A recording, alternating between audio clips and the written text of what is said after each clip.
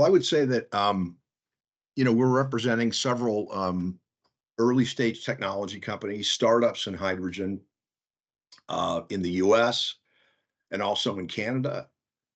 Um, we're having no problem raising equity from institutional investors, not just in the US and Canada, but internationally, to help these companies scale to a technical readiness level such that they're ready to do a first commercial scale project financing.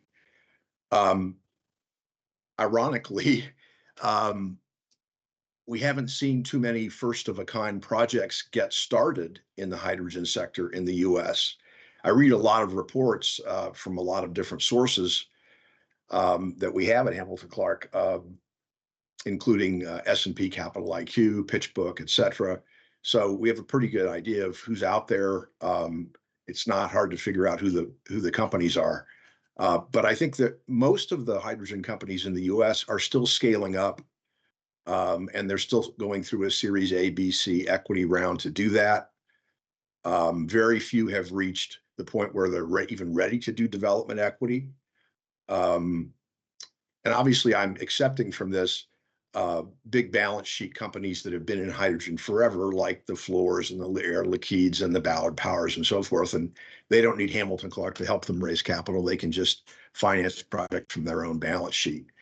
But the real action and the real excitement in hydrogen, not just in the US, but globally, is with new technology companies who are reinventing ways of making hydrogen. And So we're at the stage of really raising equity at the corporate level to scale them.